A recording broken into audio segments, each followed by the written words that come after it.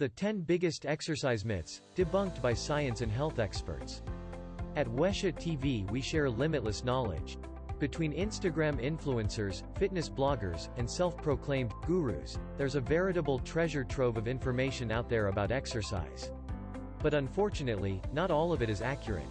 Did you know, for example, that all of that stretching you're doing to prevent injuries is for naught?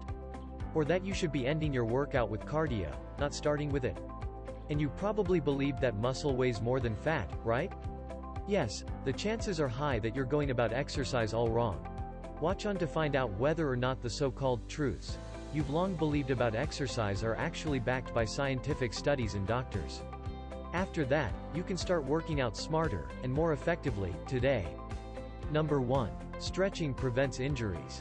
The thinking goes that loosening your muscles up pre-workout will make you nice and limber, thus minimizing the chance of any muscle tears or pulls. The researchers from the University of Hull in England concluded that static stretching was ineffective in reducing the incidence of exercise-related injury. Instead, to truly stay safe, you'll want to do a warm-up exercise to increase blood flow to your muscles, which prepares them for the impending workout. Researchers noted that warm-ups are performed for 5 to 15 minutes before engaging in the main exercise, in order to lower the risk of injuries in the muscles and tendons. Number 2. Fat can turn into muscle and muscle can turn into fat. You can burn fat and build muscle, sometimes even with the same routine. Just like you can gain fat and lose muscle. But make no mistake, fat and muscle are two different types of tissue, and you can't turn one into the other. The best analogy I can use is, you cannot turn an orange into an apple. Number 3. Early morning is the best time to work out. Working out first thing in the morning is a great method for kickstarting your metabolism, and as a bonus, you needn't worry about slating in an inconvenient workout later in the day. As such, many people swear by the practice. But, according to a 2019 study published in the Journal of Physiology, working out between 1 p.m. and 4 p.m. is just as effective as working out early in the morning. It all depends on if you're naturally a morning person or not. Number 4. Doing crunches and sit-ups will get you six-pack abs.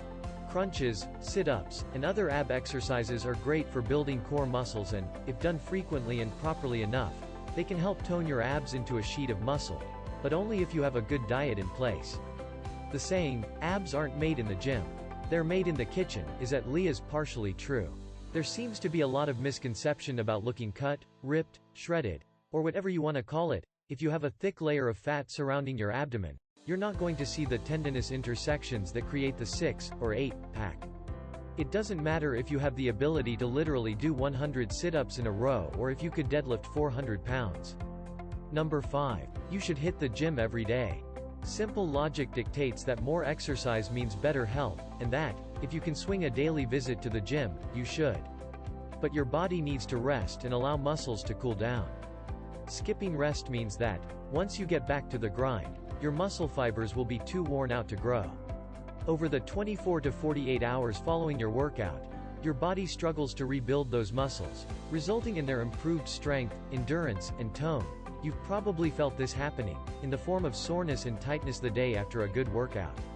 But if you hit the gym for a second time the next day, you interrupt the process, rerouting the energy your body is trying to use to rebuild your muscles to yet another workout.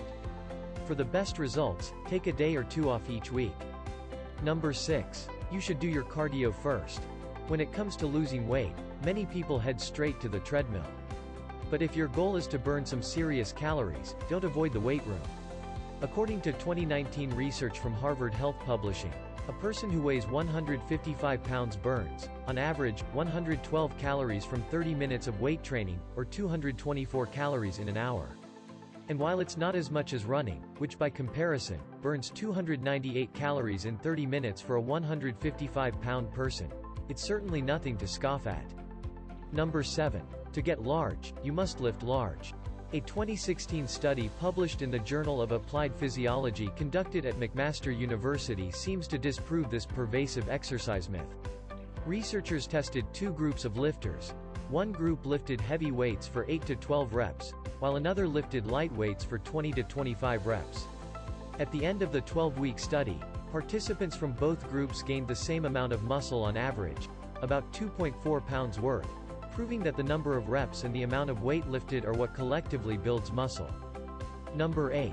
Bigger muscles translate to greater strength. Even if someone looks like the Hulk, they're not necessarily stronger than someone with a more wiry frame. Weightlifters and sprinters actually have stronger muscle fibers, at least on a cellular level, than bodybuilders. However, the action hero-sized individuals turned out to have more muscle fibers. It's a classic quality versus quantity scenario. Number 9. Spot training can help you lose fat in a specific area of your body. Spot training is the idea that you can burn fat cells from a specific area on your body by working it out heavily. It's the notion that, if you do hundreds of leg lifts, you'd incinerate fat off your lower abdomen. Or, if you do thousands of squats, you'd do the same to your quads. But before you let anyone talk you into spot training, know that science indicates it does not work. A landmark 1983 study from the University of Massachusetts published in Research Quarterly for Exercise and Sport had participants do 5,000 sit-ups over the course of 27 days. But there were no significant change in the subject's body weight or body fat by the end of the study. Number 10. The more you sweat, the more fat you will burn.